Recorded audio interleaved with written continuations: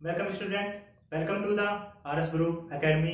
आज हम आपको पढ़ाएंगे आपातकाल के बारे में। आपातकाल इमरजेंसी बहुत ही इंपॉर्टेंट सब्जेक्ट होता है और इससे आपके एग्जाम में क्वेश्चन आने के 99% चांस होते हैं। तो ये बहुत ही इंपॉर्टेंट है कि आप इसको समझें, पूरी तरीके से इसको एनालाइज करें और फिर इसके बाद इससे आने वाले जो क्वेश्चन है उनको अटेम्प्ट करने की कोशिश कीजिए।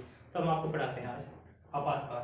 आपातकाल आपने सुना होगा कि राज्य में आपातकाल लगा हुआ है, राष्ट्र में आपातकाल लगा हुआ है।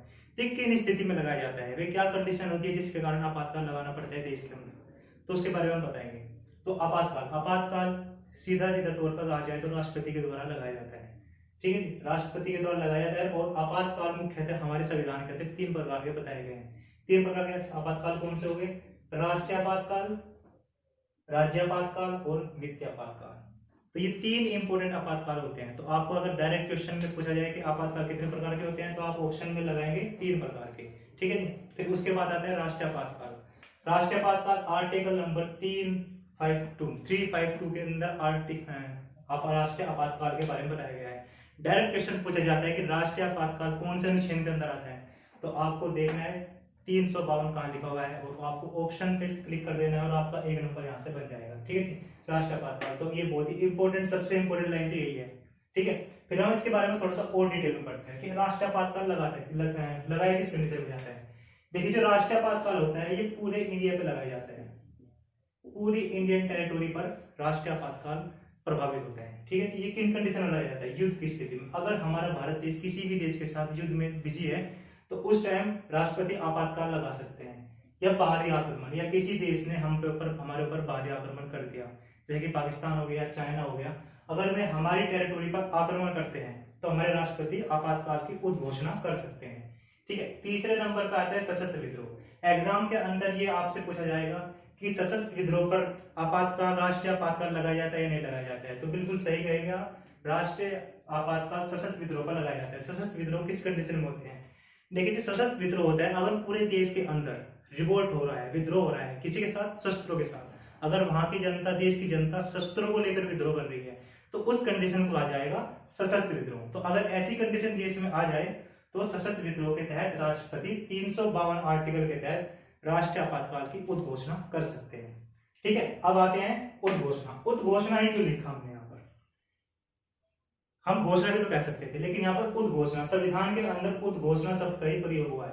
उद्घोषणा, देखिए, उद्घोषणा और घोषणा में क्या अंतर होता है? अगर खाली हम घोषणा कहते हैं तो घोषणा का मतलब मैं अपने इंडिविजुअली तौर पर घोषणा करता हूं, लेकिन उद्घोषणा का मतलब हो जाता है कि मैं सलाह पर, अगर मुझको सलाह मिल रही है किसी भी चीज का डिक्लेरेशन करने के लिए, तो उद्घोषणा शब्द आएगा। ठीक है जी। तो उद्घोषणा कहां से आती है? ये मंत्रिमंडल के अनुमोदन के बाद। जब मंत्रिमंडल राष्ट्रपति को अनुमोदन के बाद सलाह देता है कि देश के अंदर आपको राष्ट्रीय आपातकाल लगाते हैं, तो फिर कहते हैं कि राष्ट्रपति मंत्रिमंडल की उद्घोषणा के आधार पर उद्घोषणा करते हैं कि राष्ट्र में आर्टिकल 352 के तहत राष्ट्रीय आपातकाल लग चुका है। ठीक है जी। फिर उसके बाद आ जाइए 1 माह सदन में पारित। इसका मतलब क्या है? जब राष्ट्रपति ने उनकी उद्घोषणा कर दी, अब ये है मंत्रिमंडल को सिर्फ अनुमोदन है, उसके बाद 1 माह के अंदर वह सदन में पारित होना चाहिए राष्ट्रीय आपातकाल। अगर 1 माह के अंदर यह पारित नहीं होता तो यह खुद ब खुद कैंसिल हो जाता है। तो 1 माह के अंदर सदन में यह पारित होना भी बहुत जरूरी होता है। ठीक है जी। उसके बाद अगर जब इस सदन में पारित हो जाता है तो ये 6 महीने तक बढ़ जाता है। सदन में पारित होने के बाद इसका एक्सटेंशन 6 माह तक हो जाता है। 6 माह के बाद फिर से अगर सदन चाहे तो 6 माह के लिए और बढ़ा सकते हैं, तो 1 साल तक हो सकता है, लेकिन संविधान में 1 साल लिखा हुआ है। ठीक है, आप अगर ऑप्शन में आएंगे तो 1 साल लगाएंगे, लेकिन 6 माह कर इसको अनंत काल तक भी बढ़ाया जा सकता है। जैसे 1971 से लेकर 1971 से लेकर 1978 तक हमारे देश के अंदर राष्ट्रीय आपातकाल लगा था। तो ये कितने साल लगा था? ये 7 साल तक आपातकाल चला था। तो ये 6 माह की उद्घोषणा के बाद लगाया गया था। लेकिन उस वक्त कंडीशन कुछ और थी, उसके बारे में हम अगले किसी टॉपिक में चर्चा करेंगे कि वो क्या कंडीशन थी। ठीक है जी। अब बात यह है संविधान संशोधन 44वां, इसमें इंपोर्टेंट लगा लीजिए और आपके एग्जाम में ये लाइन आएगी, 100% है। संविधान संशोधन 44वां संविधान संशोधन जो 1978 में हुआ था, उसमें आंतरिक अशांति शब्द को परिवर्तित करके सशस्त्र विद्रोह डाला गया था। ये जो हम सशस्त्र विद्रोह अभी यहाँ पर पढ़ा था, तो ये 1978 के बाद लागू हुआ था।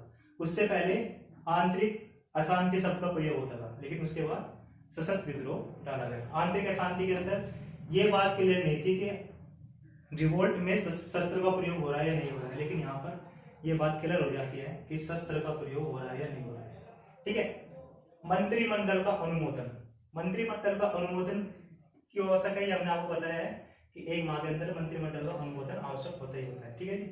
हाँ, इसके बारे में क्या है, जो 1978 था, 1978 के अंदर जो राष्ट्रपति थे वे सिर्फ प्रधानमंत्री की सलाह पर राष्ट्रीय आपातकाल लगा सकते थे, लेकिन 1978 के अंदर यह प्रोविजन डाला गया कि पूरे मंत्रिमंडल का अनुमोदन आवश्यक है, ना कि केवल प्रधानमंत्री का। तो ये भी बात आप याद रखिएगा कि 1978 के बाद मंत्रिमंडल के अनुमोदन को भी ऐड करा गया, लेकिन उससे पहले सिर्फ प्रधानमंत्री ही सलाह देते थे कि राष्ट्रीय आपातकाल लगाया जाए नहीं लगाया जाए। ठीक है। अब ये आई थिंक यहाँ पर कवर हो गया है। इससे रिलेटेड ही आपके क्वेश्चन आएंगे। अगर आप इसको और बढ़ाना चाहते हैं तो हम और बढ़ा देंगे, लेकिन आई थिंक कि फिर आप पे बर्डन नहीं होगा, क्योंकि अगर आप दिल्ली पुलिस के लिए तैयारी कर रहे हैं तो आपको लिमिटेड टाइम है, लिमिटेड टाइम में आपको उतना ही पढ़ना चाहिए जितना एग्जाम के लिए इंपोर्टेंट होता है। ठीक है जी। बर्डन बढ़ाने से कोई फायदा नहीं। राज्य आपातकाल, राज्य आपातकाल दूसरे नंबर का आपातकाल होता है राज्य आपातकाल। ये आर्टिकल नंबर 356 के अंदर आता है। ये भी इंपोर्टेंट है, डायरेक्ट क्वेश्चन यहाँ से पूछा जाएगा।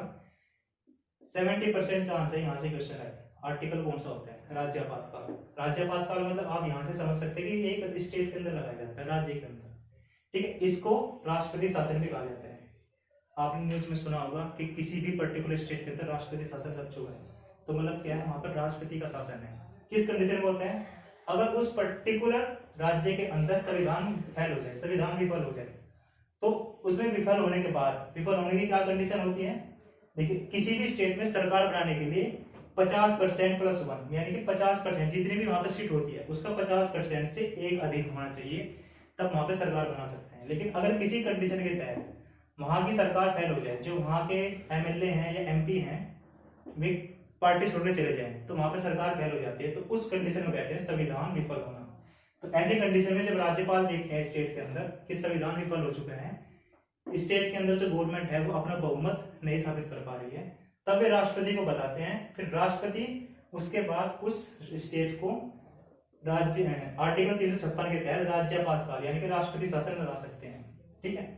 उसके बाद विधानमंडल जो होता है स्टेट का, उसकी सारी पावर, उसकी जितनी भी विधायी पावर होती है संसद के हाथ में चली जाती है। फिर वहां पर उस स्टेट का संसद काम करती है, और ये कितने महीने तक, 6 माह करके, जब संसद अनुमोदन पारित करके 6 माह पारित 6 माह करके यह 3 वर्ष तक लगाया जा सकता है किसी भी स्टेट के अंदर। सबसे ज्यादा बार ये लगाया जाता है, 100 से भी ज्यादा बार ये हर अलग अलग स्टेट के अंदर लग चुका है।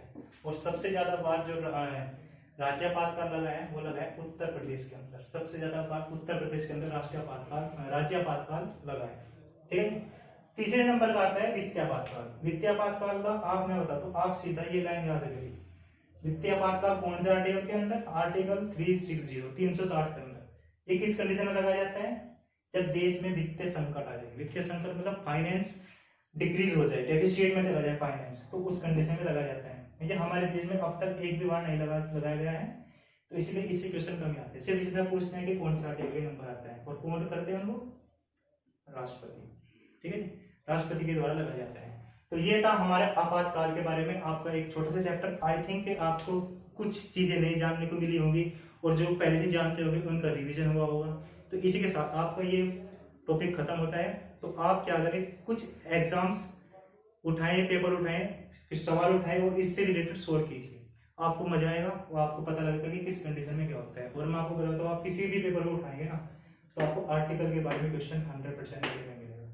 तो इसी के साथ ये हमारा टॉपिक खत्म होता है। आज की वीडियो में इतना ही। अगर आप पसंद आया तो लाइक कीजिए, सब्सक्राइब कीजिए हमारे चैनल को। इसी के साथ साथ अगर कोई कमी हो गई है तो कमेंट सेक्शन में बताइए, और लाइक कीजिए और हमारा मोटिवेशन बढ़ाइए। Thank you so much.